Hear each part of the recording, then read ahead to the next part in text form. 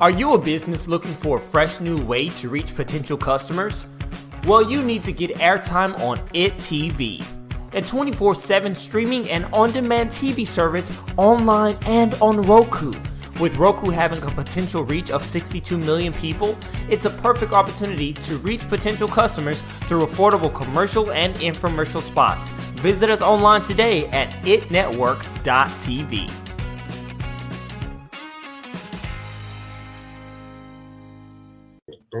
Good morning, and thank you for joining me on the final episode of the Round Table Talk Show. I am your host, Sharifa Hardy, and we have done nearly 400 episodes of the Round Table Talk Show, and you have to go out on the top. So again, I thank you for joining us on the last episode. This is an episode you definitely want to share. I want to introduce you to two wonderful gentlemen and a dear friend of mine. So while you're going ahead and sharing the show, I'm going to go ahead and introduce our first guest, Mr. Curtis Bailey. Curtis is a financial advisor at Quiet Wealth Management. His calm and diligent approach helps families to make memories today, knowing that they are making progress towards financial independence. Good morning, Curtis. How are you? Good morning. I'm great. Thank you so much for having me on the show, and I'm excited to be here for the last episode. Really excited to see where we head. I am too. So tell us a little bit about yourself. Who are you? What do you do? And what are you passionate about? So I'm a financial advisor, as you said, and in particular, I work with people who have a different mindset when it comes to money. And one of the things I talk about a lot is rich is loud, wealth is quiet. And when you think about money, money is meant to underwrite a meaningful life. And that's a big piece of what I try to help my clients with, whether that's helping them with kind of financial planning or investments or their tax preparation. I really want to think about their whole wealth, and then how does that really relate to what they do on a day-to-day basis? What's going on with the relationships? What's happening, physically and mentally? Really talking a lot about life and making sure that money is really kind of that vehicle that underwrites what they're really doing and what they're really about. I love it, Curtis. You're going to teach us how to get that money today and how to keep it. That is important. Now, I am going to come back to you. I just want to go ahead and introduce our next guest, Mr. Fred Shaw. And Fred Shaw is from CCHR International's Task Force Against Racism and Modern Day Eugenics. Good morning, Mr. Shaw. How are you? Good morning. I am fine, and I'm happy to be able to participate in this, even though it's the last show, but I'm glad that I got here and I'm able to share information. Citizens Commission on Human Rights is a organization that is a mental health watchdog, and we're the ones that expose the fact that they're electroshocking babies, that they're teaching through mental health. A professor of psychology from West Point teaches killology, which teaches to kill without hesitation, reservation, and without guilt, and the mass drugging of children, which we know is about 6.9 million children on psychotropic drugs that can cause suicide, homicide, and just cause kids to drop dead. So that's what we do. We fight for the rights of kids and people. Wow, I didn't even know anything about the babies. Thank you for sharing. I definitely want to hear more. Absolutely. Yeah. Now, I am going to come back to you. I just want to introduce our next guest. If you have not seen our next guest, then you have not seen a single episode of the Round Table Talk Show. You have not seen a single episode of Ask Sharifa Videocast, because if you go to AskSharifa.com right now, you will see the last interview that I did was with Miss Chandra Gore. So if you see Sharifa Hardy out there, if you see me in articles, on podcasts and magazines, it's because I have the best publicist ever, Miss Chandra Gore. She is a publicist as well as a business consultant, and you can find more information about her at Chandra Gore Consulting. Good morning, Chandra. How are you? Good morning. And I'm sad, but I know this is you're moving on to some amazing things. So, but I'm honored to be on the final show today. So a little bit about me. I am a business consultant and publicist. My goal and my quest and my passion is to keep people informed on how they can get their public persona in the right space, and for them to look right in front of the public and their audiences, and also to make sure their business foundation is set up correctly and they are ready to go. I love it. I love it. I love it. And last year for my birthday, I got one of the best birthday gifts ever. It was from my publicist, Chandra Gore. She sent me this shirt, Dangerously Intelligent. And I was like, ooh, I got to wear it today. Chandra's going to be on the show. And the last message I want people to hear and see is that, yes, your girl is dangerously intelligent. So we're going to get started with the show and with the conversation. I'm going to go over to Curtis. Curtis, how you feeling? You feeling like this is going to be a great conversation? Yeah, I'm excited. Yeah, let's get going. We're going to get going. We're going to see how everything is. We got Linton J. Smith Jr., who's joining us. He said, interesting. Hello, Sharifa and company. Hello to you, Linton. I know we're going to have a lot of people tuning in on today's show, and I want to make sure specifically today I give everyone their love. So I want to go back over to you, Fred, and talk about what you're doing. What is it that you need from people? What more awareness would you like to get out about your organization and what you have going on? Well, one of the things that I do personally is I go out into the community. I work with all types of organizations. I'm the president of the NAACP Inglewood South Bay branch here in California. I'm also the chair of the Children's Task Force for the NAACP for the state of California, Hawaii. I'm the Western Regional Director over the Mental Health Justice Committee for the National Action Network. I'm with a host of organizations, and the thing that we're doing is networking, and we're making information available to people so that they can know. They do not know that these drugs cause children to simply drop dead. They do not know that behind the majority, I'm not going to say all, but majority of these homicides and suicides, I'm talking about mass homicides when they're killing multiple people. People are on those psychiatric drugs, from Colorado movie theater to Las Vegas to Dallas, Texas, Columbine. You can find those drugs behind the scenes. And if we don't talk about it, nobody will. And so what I need from people is just all of the radio shows, things like that, to allow us to get in and share the message. I don't mind debating. I'll go up against psychiatrists and stuff. I've debated them from Morehouse University to UC Irvine, Harvard professor, and I still have the same record as Mayweather. So I'm more than willing to mix it up if we have to, but I want to bring information so people can make informed choices. Okay, Fred, talk to me. You know what I mean? Look at God. God is moving today. I'm feeling the spirit move. Curtis, I'm not usually like this, so don't worry. It's just I'm feeling the energy of my last show. Curtis is like, what show did I sign up for today? Get it. Don't stop for me. No, I'm telling you, Fred, I didn't even know, because I'm in Long Beach. I didn't even know you were in Inglewood, and I didn't know you were in California, but I'm with the NAACP as well. And I've been trying to hold a rally because I ran for city council in 2020. Chandra handled all my publicity. We go way back. And in 2024, I'm running for senator. And so I've been contacting the NAACP in Washington, D.C. and like, how do you hold a rally? Because the only time people want to rally and come out is when somebody dies. And I don't feel like we should have to lose a life or people to be killed to hold a rally. And they keep referring me back to my president, my local chapter, and she's more concerned about the Heil Hitler violin tribute than the Black race. So I was like, I want to hold a rally. Do you know how we do that, Fred?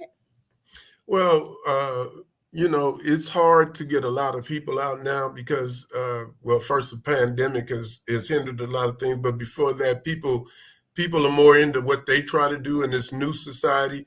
But you can put rallies together, like your clergies, your other outside of the NAACP, the other social organizations or civil rights organizations that are out there and stuff. One of the things you might want to do is, like, when the show is over, call me and we will talk about what we can do to assist you and in putting together, know what it is, make sure it's something that the NAACP can defend. See, people forget we're a civil rights organization.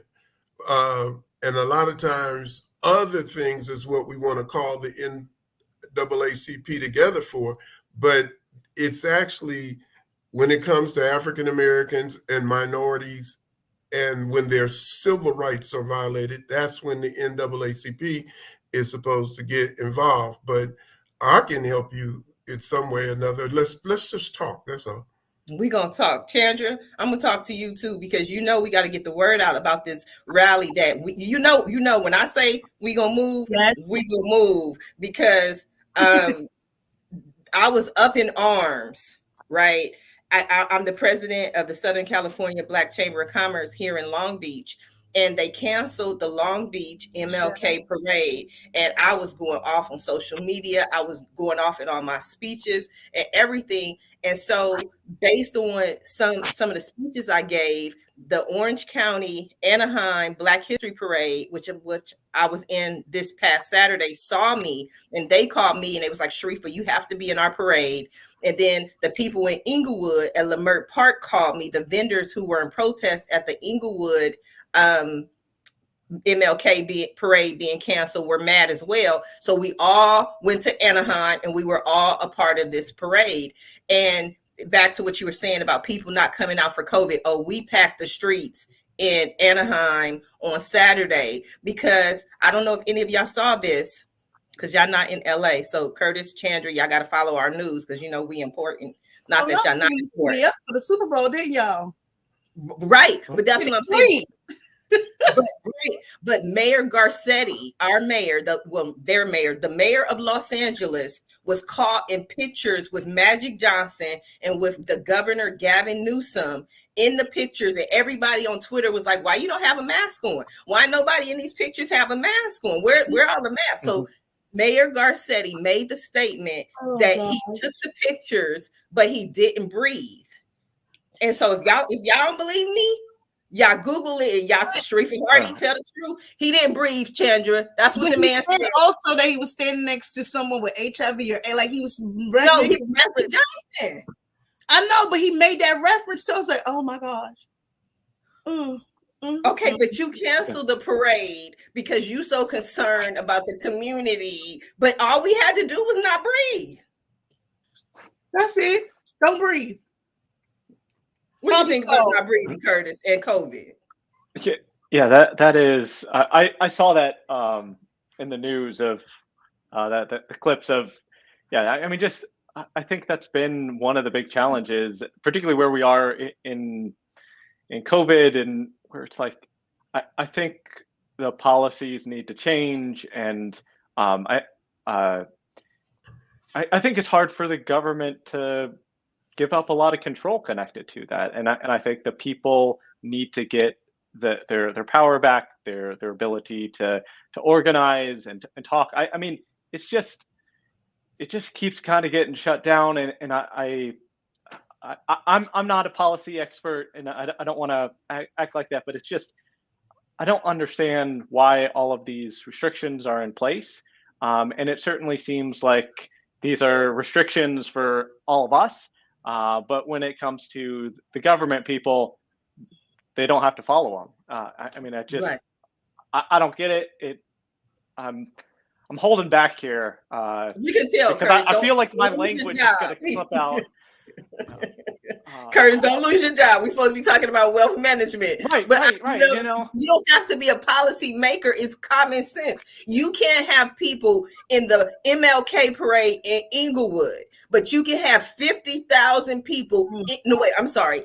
Outside at the MLK parade in Inglewood, but you can have 50,000 people inside at SoFi Stadium in Inglewood. It's the same city, the same virus. Then why you just didn't tell the people not to breathe? There you have it. Don't breathe. Come to the parade. Breathe. Come to the parade. Like, that's all you have to say. I will say this. I don't know who their PR team is.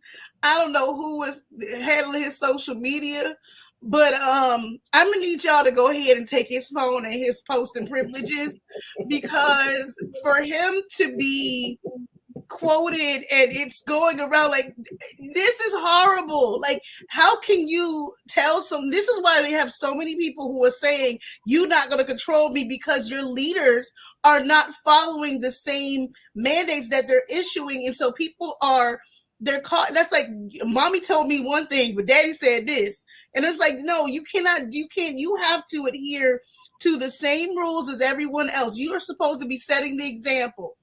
So, but for you to actually utter out of your mouth, I did not breathe. Phone gone. You doing a Trump tweeting at 3 a.m. But I look at it more not like mommy and daddy, but it's like mom telling kids, okay, you can't go to any club ever again, but I'll be back from the club at 3 a.m. Like, wait a minute, how you get to go to the club? I'm 29. I should be able to go to the club. No, clubs are evil. That's where the people drink. You should never go there, but I'll see you when I get back. Or, you know what I'm saying? That is very true. Like, these are the same people, and it blows my mind, because like, it's like the wine moms. Mm-hmm. You know, I can drink all the wine I want and get drunk at home, but I can't smoke any cannabis. Like, wait a minute. I'm sorry. See, this is a whole nother, yes. You gotta breathe, Fred. Yes. Fred, you started us off. You was instigated, Fred. You just set us off. My thing is this. Anytime you take people's choices away from them, you start creating the kind of chaos that we're seeing. People do not, half the people are afraid because the news media keeps pushing every day how many people died, how many people sick, how many people, and they keep pushing this and stuff, and they act like the other half are not smart enough to recognize that, well, how come nobody's dying of the flu? How come nobody's dying of heart attacks? How come nobody's dying of these things? Because everybody's dying of COVID. And when you do it that way, where people can see the loopholes in this stuff. I mean, my son told me, he said, Dad, imagine a virus so dangerous that, what did he say? Imagine a virus so dangerous that you got to get tested to even know you have it. I mean, it's like, what are we running around here afraid of? But it's because of the fact that the media is being used to perpetuate this thing and scaring the majority of the people. And then the majority of the people will act like they're parrots and regurgitate the exact same thing that they just heard on the news as if they have some type of scientific degree. I study all of this stuff. I've seen one of the heads of Pfizer say, don't take that shot. I've seen all types of stuff. I've seen people begging you to take the shot. I know when they say that they will let me win a $1.5 million lottery if I take a shot, I ain't taking a shot. That's the way I look at it, because something's wrong. They were giving away weed, marijuana in California to take the shot. They said they will give you the weed if you take the shot. I said, what kind of madness? I'm sorry. It's even exchange. I'm messing with you. It's even exchange. That's. Well, I'm just saying. No, but for the government to come out and say, because for years, wasn't it the government who said this is wrong? We're putting the people in jail. Don't do it. Stop. It's evil. We just going, and now they're gonna give it to you in order to take this vaccine. I have Kamala Harris, Joe Biden, Fauci all saying take the shot so we can no longer have to wear the mask. And now then when the mask numbers start taking the shot, then all of a sudden they're not discussing that anymore. Now it's like they didn't move the narrative to where, oh, you don't die, if you get sick, if you've had the vaccine. Where my cousin died and she was fully vaccinated and she caught COVID and died. So now you look at the NBA players, a lot of them have caught the virus twice. Yeah. And they were fully vaccinated for most part. So the thing is that when people when the thinking people, I'm not telling anybody what to do on this thing, take the shot. I'm not going to actually tell anybody if I've taken it or not. That's my business. But I'm not going to try to persuade anybody not to take it. And I'm not trying to push anybody to take it. My stance from the NAACP supports the vaccine. But I think that people have a choice. And if people were dying or bleeding from the eyes and the ears, their body is doing this walking dead thing, and they were dropping dead on the street, you wouldn't have to tell us to take the shot. You wouldn't have to tell us to wear a mask. You wouldn't have to tell us to do that. So the thing is, some reason in us spiritually, people are not believing what they're hearing because we've taken every other vaccine. Why would we rebel against this one? There's something going on. I will say this, and because I had a really bad reaction to the flu vaccine and the flu, the flu shot or whatever. And because I'm more prone to getting sick and things like that, people are nasty. I'm just going to say that I've seen people sneeze in their hand and wipe their hand. And see, this is probably why I stay in the house, because I don't like, people are just nasty. And so this is exactly why I think that this virus is, it's spreading, and it's because people are nasty. They touching their hand, they taking it's ill. Okay. And I get where they're saying, but some people are like want to push back on getting a vaccine. Nobody, you got a full shot record that you take to your school or whatever. I'm not saying to take the vaccine or not, but people are nasty. Just think about all the germs, people, and the fact that because if you think of it as a daycare, one baby is sick that hasn't even dealt with any other baby in there, but he coughs in the hallway.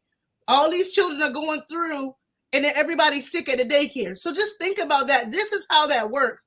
I'm not saying, I've seen everything from the tracking chips, like your cell phone don't have a GPS on it, and all of these different things. Like, come on, just have common sense. Well, have sense, because every common sense ain't common. So have some sense and understand, just because you may not be sick, you don't want to get someone else sick, because you just care about it.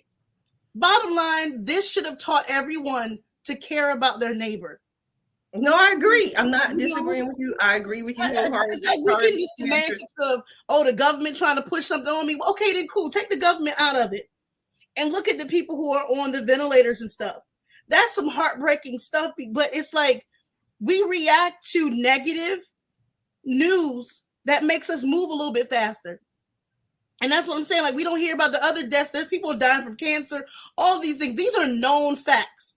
But for some odd reason, we have to show people on ventilators and dying for you to understand and stop being nasty out in the streets. Just stop. Out in the streets. That's right. No, I can't tell anybody what to take, what not to take. I'm one of those people. I am not taking the vaccine. Now, it's not even about all those reasons. I got stuff to do. I don't have time to be getting boosted every 5 minutes and all that. I'm not about to do all of that. Now, also, I think I got the COVID 3 times. I think I had it 3 different times. I think I had it in February, the COVID, okay, the Rona. I think I had the Rona at least 3 times. Seriously, no, but this is my story. I have the pastor cracking up. He was like, Sharifa, you got to come to the church and give your testimony. I was like, I don't know if the good church people go understand me, but I think I got it in February of 2020. Then I think I got it in March of 2021, and I took some Theraflu each time. Then the third time in August of 2021, I have an inhaler, and I had lost my inhaler and I couldn't breathe. Plus I was sick. So I went to the ER, and the doctor kept telling me, he was like, I know you got COVID. You got COVID. And I'm like, Doc, I can't breathe. He was like, yeah, but I think it's COVID. I'm like, focus, Doc. Focus. I need you to mean. Yeah. That's not the important part here. Yeah. Right. So then what happened? Right. I can't breathe. I was doing it. I can't breathe. Right. So then that was a Friday night. The ER doctor told me, go home and call your doctor on Monday and they'll take care of the COVID. So I said, okay. So on Monday morning, I called the doctor's office. The nurse told me the first available appointment to talk to the doctor. And again, this is on the phone. I'm not even going into the office. This is a phone call. She's so busy.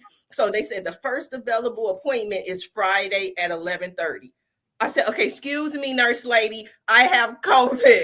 The people, respirators dying, COVID. She said to me, and I quote, the first available appointment is Friday at 11:30. Do you want it? I said, I'll take it. So then I went back and got me some Theraflu, got back in my bed, talked to the doctor on Friday. The doctor on Friday told me, okay, go get you some Theraflu. I said, I already took the Theraflu. She said, I called in your inhaler to CVS. I went to CVS. Magically, I was healed. That's my story, and I'm sticking with it. Wait a minute. So you got did they take your antibiotics or something? Never mind. I'm gonna shut up because now I'm getting no part of that story that I missed out. The doctor said the ER doctor said call the doctor. The doctor said get some Theraflu and go to sleep. There was nothing. She didn't even see me. It wasn't even like FaceTime. Like this, I see y'all right now. She didn't even see me. So they told you to take some Tussin and drink some ginger ale and lay down. Mm-hmm. Don't call me no more. Don't bother me. Take you take 2 Tylenol and call me in the morning. Fred is like, what show did I come on? Like what? Let me answer. I love this. This is the kind of show I've been looking for. That's why I've done 400 episodes. I tell you, you go if you do 401, I'll be on it. Curtis is saying what you say, Curtis. No, I just think what you're hitting on is so important. Where it's like such a big piece of this is like, are you healthy? Like, are you eating good food? Are you mentally there? And like, I think the example of saying like the news media are perpetuating this negative cycle of all these people getting it. They're not talking about how many people are recovering. And that's part of the thing. When you look at the statistics of people who have really gotten bad cases of COVID, I mean, fear is like in their mind and they are just panicking. And I think that's a big piece of the puzzle that just keeps getting missed, where that there's vaccine things, but I'm just going to go like, are you healthy?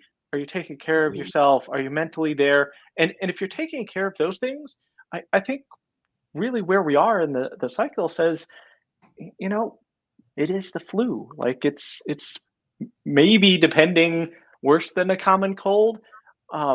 Like do the right things, stay home, wash your hands, like, high five. No, like don't. I don't even know what that was. Yeah. I'm a recluse. I never leave the house. But even with the statistics, they say that 99% of the people, okay, I won't even say that. Now I won't give y'all numbers because then y'all gonna quote Sharifa Hardy. The majority of the people have an underlying illness. Even my friend, one of my really great friends, she's like so adamant pro-vaccine, and I love her but she's like, you don't understand. You're not taking care of me. I got diabetes. Something might happen to me. I'm like, yeah, but you have the vaccine. Like you are protected. Why? You know what I mean? So that's my world. Let me answer Robin's question because I don't know if Robin is still here, but she's been waiting patiently. So Robin asked, why is it the final episode? Why is it? Let me see a good answer for Robin. Robin, hi, Robin. If you're still there, I love you. I love everybody. I love Linton. I love everybody who's tuning in. We have some people watching, but right now I have to focus on building my TV network, ITTV, and I needed this time slot. I was in a parade on Saturday, waving to the people. I'm in high demand right now. The president of the Southern California Black Chamber of Commerce in Long Beach. I needed some rest. I do a show a day, and I just, it's like Forrest Gump. Remember when he started walking, and then one day he decided he didn't want to walk no more. So I don't want to walk anymore. I hope that answered that question. I look forward to meeting everybody. I love everybody, but that's where we at. Curtis, I want to get to you because now we're going to have this rally so we get our name out there. Chandra going to get my name out there. I'm going to get all the money. How do I save the money? How do I keep the money, Curtis? Yeah, I think right now what I've been talking a lot about is are you getting the right deductions from a tax basis? Just thinking of everything from your home to charities, medical expenses, educational expenses. Do you have your state and local taxes?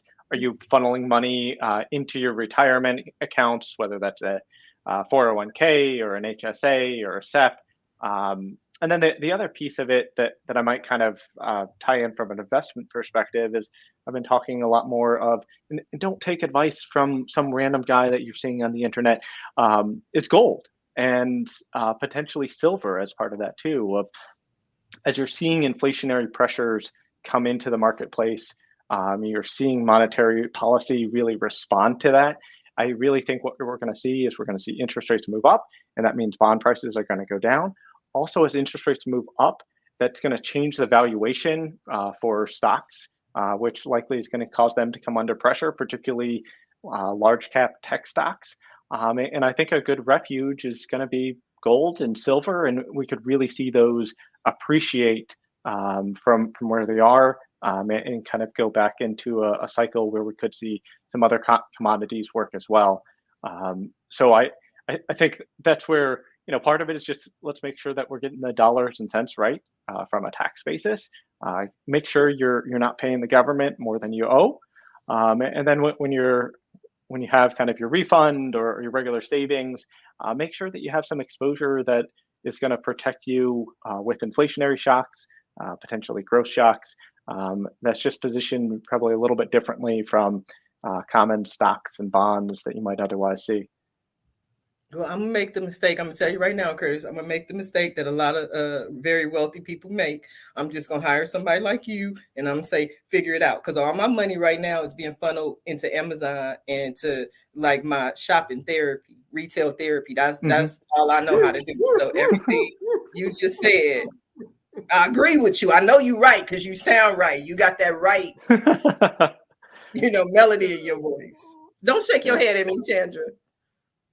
Listen, my client Falasha Day, she will, I'm saying, if she coupled with her and Curtis, she'll figure out a way how to write down those Amazon retail therapy things out, because directly, I think, don't get me the line now, I don't know if this is how it works now, but if those sales or purchases are directly, either they're helping you to maintain your business and run your business, I think you can write it off.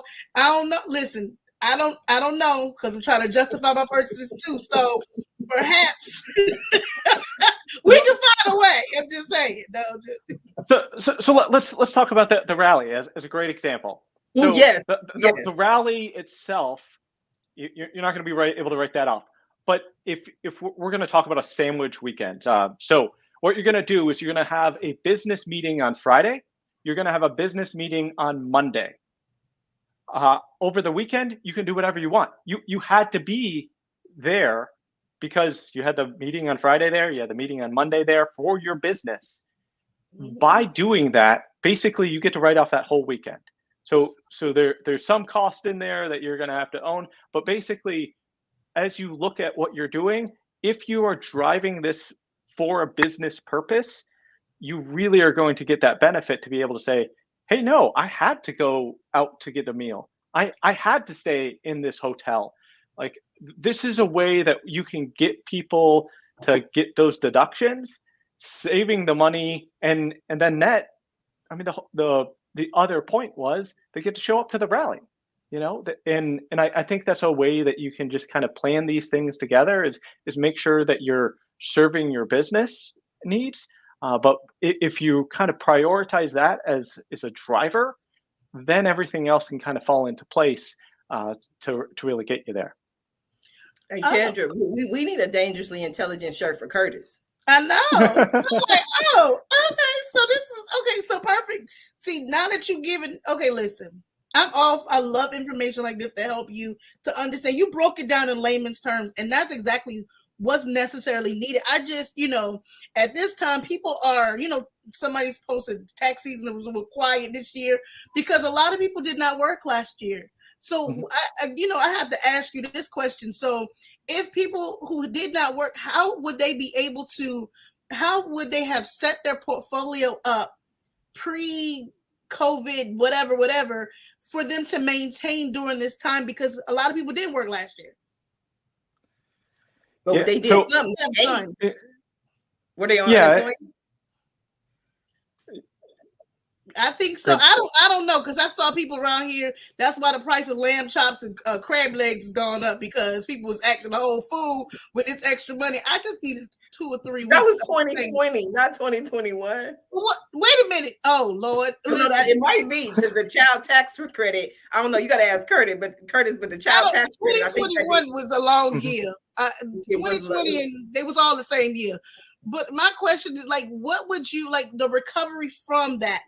How should they have positioned themselves a little bit? Because I'm trying to figure out, did you have a cheat code that we should have been looking at? Because I mean, I think the cheat code is going to be one that you're is I know disappointing to hear, which is basically savings. Savings creates flexibility, and I think there's different ways that you can funnel your money and invest your money, whether that's real estate structures, so you're having people pay rent, and therefore that's creating kind of this passive income. But also looking at a lot of stocks, particularly I'll just say like dividend paying stocks, where you're seeing the money that you invest kind of come back to you on, say, a quarterly basis, and that gives you kind of that ability to have some investments that you can tap into and pull out when you need to. But also, I just think of that income stream that you're building over time is really important. So when you think about that, what I call like financial independence, a big piece of that is really trying to say, well, how can you defer more money, park more money, and therefore you can tactically use it when you have a period of time that you're out of work or that you want to start a new project. I'm next month is my anniversary from leaving one of the wirehouses, and that was a big piece of what I was able to do is across the last couple of years, kind of save extra money, make that invested, and that way, when I quit my job, I knew I wasn't going to have any income coming in for a couple months as I kind of rebuilt and reestablished relationships. And a big piece of that really came back to making sure that I had saved money, parked some of it in high yield savings, and another portion of it really investing in stocks. And also that as opposed to bonds where bond yields were very low. And I think that's something that a lot of people could do. And particularly right now, I think emerging market equities might be an opportunity, and you're typically getting a higher yield, meaning that payment back to you passively than you would with U.S. domestic stocks. See, I caught that, Curtis. Curtis said funnel a few times. Funnel. He said you got to funnel it. You got to funnel it. I'm hearing Cayman Islands. I'm hearing like I'm hearing funnel. Let's funnel this because you lost me at savings, Curtis. I got to get better. That's why I had this rally so I could tell the people about my problems. What you gonna say? Yeah. I don't want you to go into an explanation, but is cryptocurrency something that is a good investment or is not? I know it's I've never had anybody be able to explain it to me, and maybe off the air, I can get a hold to you. You can if you know what's going on, but is it a good investment or not? Or I think I would really make it say akin to the .com bubble, where most of them are not going to be worth anything, but some of them are.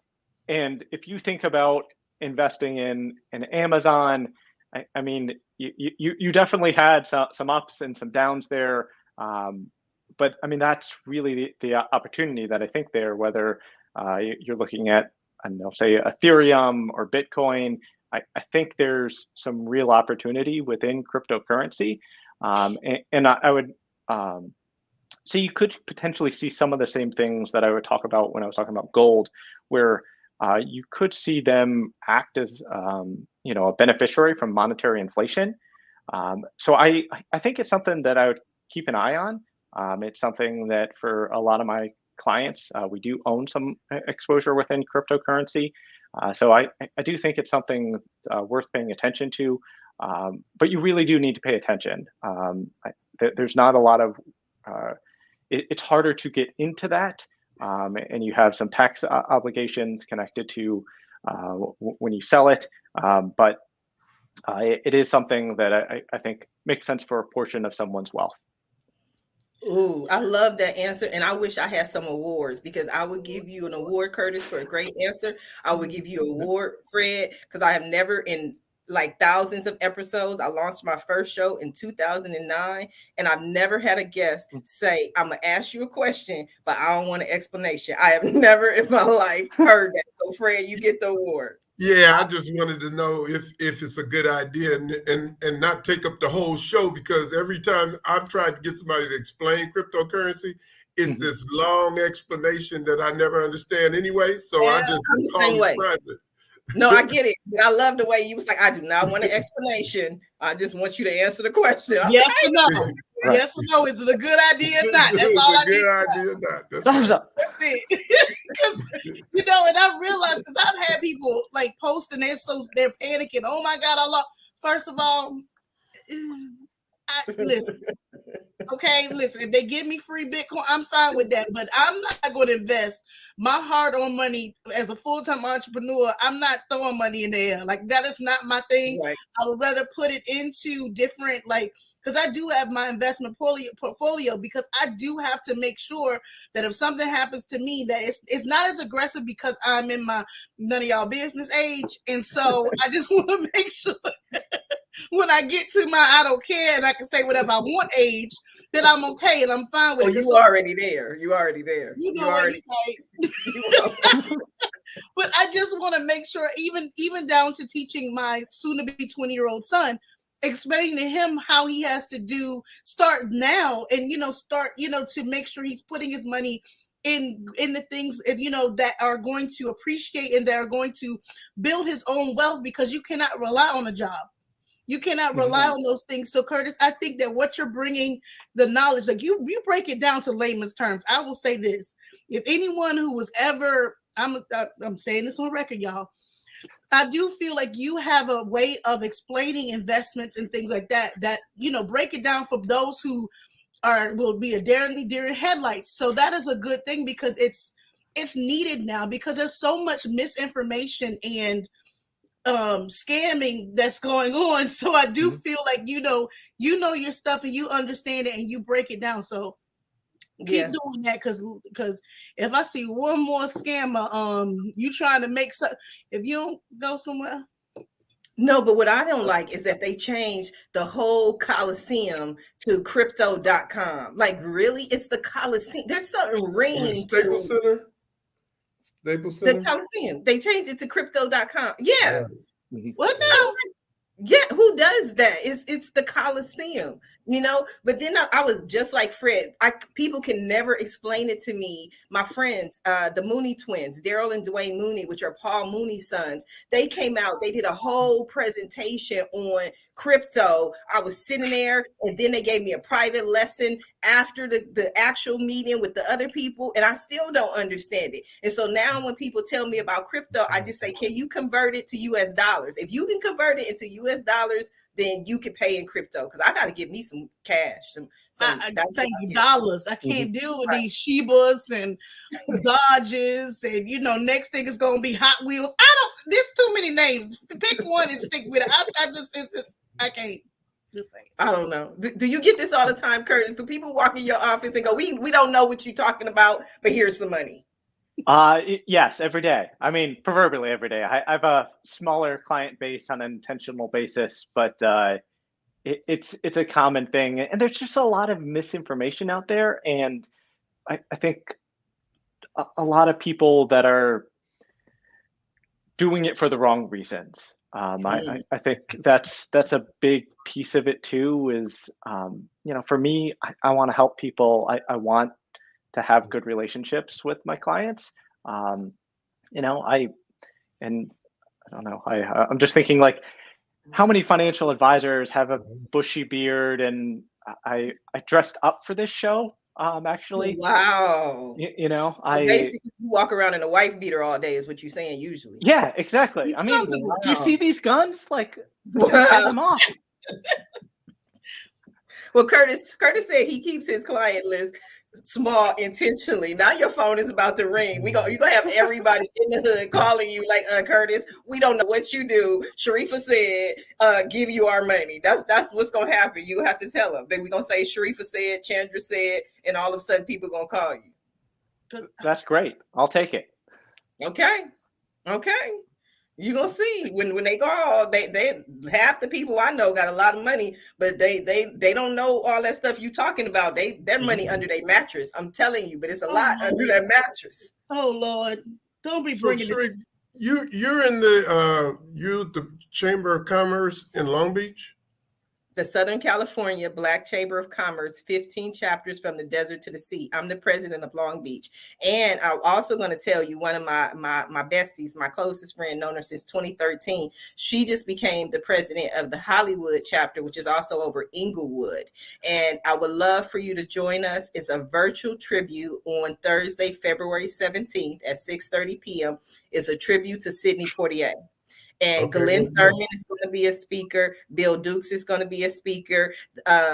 Sidney Poitier's daughter is going to be there, and she's going to get a certificate award, a plaque for her father. But it's virtual. So Chandra, if you want to come, Curtis, if you want to come, but she's over Inglewood, and we are expanding. We took the people from Inglewood to Orange County to the parade.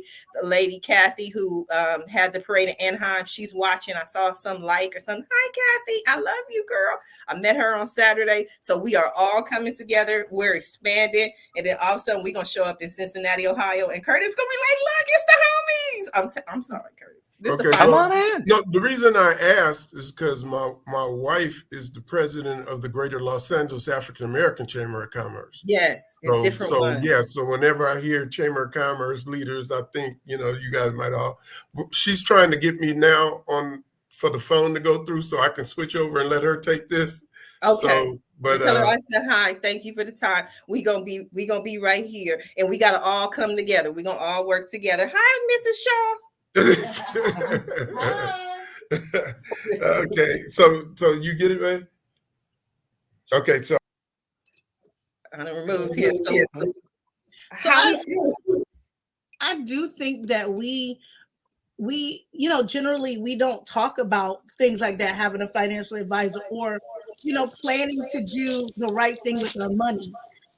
Because especially in our community, like we live in sometimes paycheck to paycheck, so we don't feel like a savings. Like I was so, and I don't know if this may sound mean or whatever, but when they had the extra money every single week with unemployment and the PUE and PUA or whatever, I felt like that extra money should have been going into savings.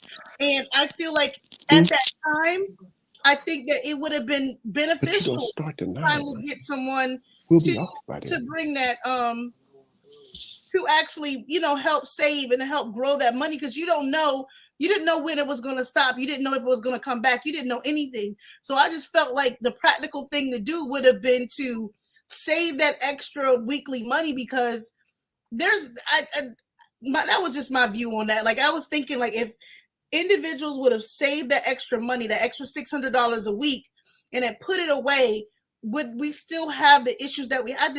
Would we still have the issues that we have now? It depends. And I don't know if that question was for Curtis or not, but I just jumped right in there. And first of all, I want to say, now you tell us, Chandra, like 2 years later, you want to tell us what to do now. I wasn't looking from it, so I didn't receive it. So I just was looking at everybody ball out. I was kind of in my feelings, because but the second part is I didn't ball out. But you know what I did? I paid off all my debt, and guess what? Your girl kind of credit I got now. That's why I'm shutting down the roundtable. That's different. You did something productive. I know individuals who chose not to pay for the roof over the head, chose to buy cars that all these different things, because it was like, wait a minute, this money is not forever.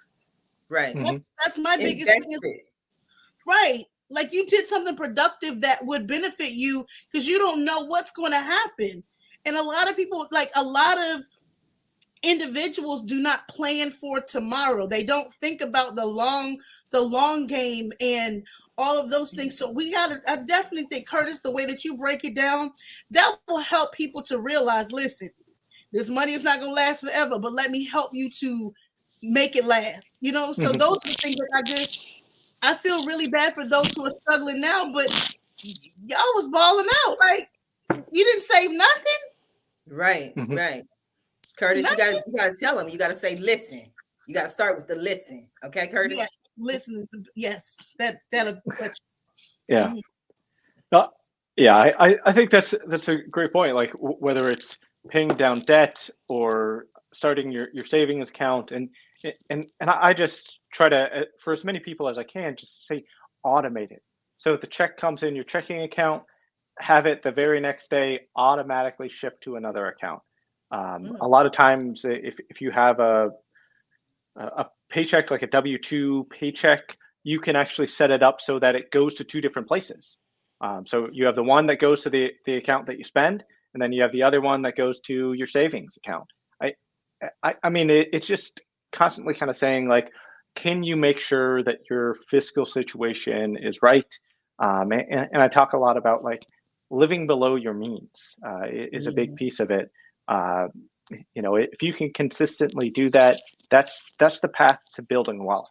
And when you've built that wealth, it's amazing how much that it continues to serve you, because you have that income stream that's able to be spent, and then the principal part of it, the bulk of what you invested, kind of goes up over time. I mean, there's ups and downs with that, but I think that the important piece of it is just saying, can you set up a system that serves you over time, and make sure that as you're looking at your cash flow, it's being sent to what are the most important things for you and for your life, and not that you shouldn't ever go out and spend money to make yourself happy, but I think far too often it's a distraction from the really important things in people's lives, and that's where I just think the more you can be clear about what's really important to you, what are your values,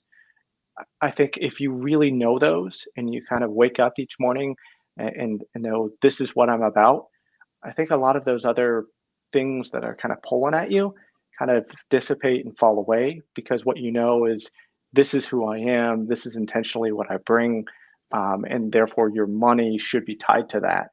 And if you're spending money on things that don't represent you, that's really where it's the opportunity to save that money and have that money available to support yourself in the future. Like you, Curtis, I would invite you back, but this is the final show. I want to thank you all for being with us today. We are coming down to the last few minutes of the last show, and what I love to do at the end of every show is just simply allow the opportunity to speak directly to the audience, to everyone who is watching this show live, as well as everyone who is watching in the archives, and let them know what you want them to take away from your appearance here today. And we're going to start with you, Fred. Okay. Again, I want to thank you for having me on the show. It is actually heartbreaking that this is the last show, but I know it's the last show for a reason. So, I'll let it alone. But if anybody wants information on the topic of what is going on in psychiatric abuse, things like that, you can go to cchrint.org. If you want to know more about the fights I've had, legislation that I've passed, things like that, you can go to cchrtaskforce.org. And if you want to contact me directly, just mention in the subject line this show, and email me at fshawjr@yahoo.com. I have a wealth of information. I have videotapes. I can refer you, if you are on some type of psychiatric drug, I can refer you to the database, and you can check for yourself to see what these drugs do. And with that, again, I just thank you for allowing me on the show. Absolutely. We're going to definitely talk, Fred. And if you reach out to Mr. Shaw, please mention the Roundtable Talk Show, because I know some of y'all just going to put this show in the subject. So the Roundtable Talk Show, reach out to Mr. Shaw. I definitely appreciate you being here. Stop laughing, Chandra. This is a serious show. This is a business show. Curtis, Curtis, what do you want the people to take away from your appearance here today?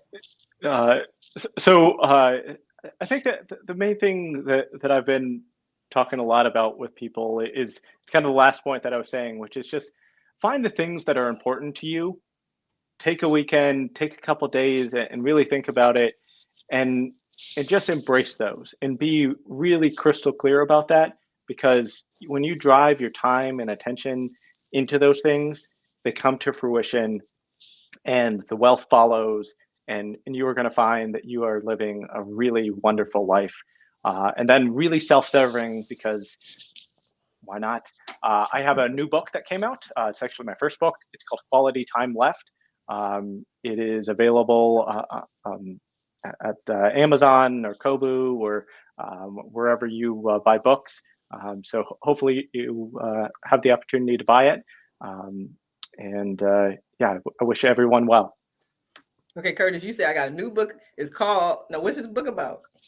Quality Time Left. So it's the personal side of retirement. So it's not a book. So I'm a financial advisor. I know people are immediately like, oh, is this, on investing? It's not. This book is really taking the stories of clients that I've worked with and talking about how relationships matter and the driver of those. So relationships, I think for a lot of people, it's surprising, are the biggest driver of longevity. So it's not, what's your blood pressure? It's not, oh, did you exercise? It's the connections that you have that matter so much. And that's a big piece of what the book is really saying what matters towards having quality time left, what's happening from a health perspective, and then just how are you staying engaged? How are you keeping your mental acuity? So it's a book that I think is really personal, from thinking about what's that last chapter going to look like, and what are some things to consider along the way. Wonderful, wonderful. I love it, Curtis. Miss Chandra, how do we do? What do you think of the show? Was it fun? This was fun. I know what people are gonna realize I'm goofy, but that's none of their business. So, but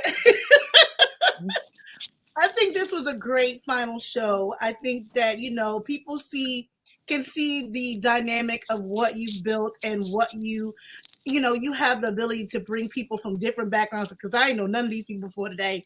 And we actually had a great dialogue and the conversation went well. So I think this was a very great show. I really enjoyed it. Well, thank you. But what about you? If people need your help, your assistance. My bad.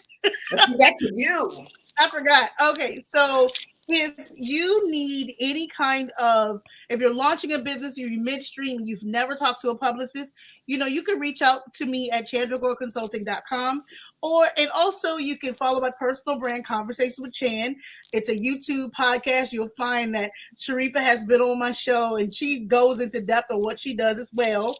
And also I'm an Amazon influencer. So I go look at the past streams. I have Chan's bookshelf and all of these other things that I do. And I really would like to connect with anyone, but visit my website, submit an inquiry, or email contact@chandragoreconsulting.com, and we will get back to you and we can schedule a chat if you want to just review your foundation, find out what you can do in regards to public relations for your business, or just need to pick my brain and figure out where you need to go in your, where you want to go in your business or how to launch your business. So, but thank you again, Sharifa, for always giving, the information to the people and, having a great platform.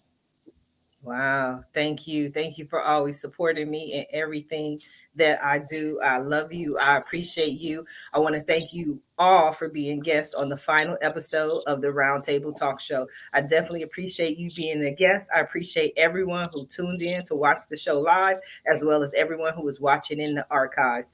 But as I always say, please support our guests. That's the most important thing to me. Visit our guests, visit their websites, follow them on social media, reach out to them, send them a message.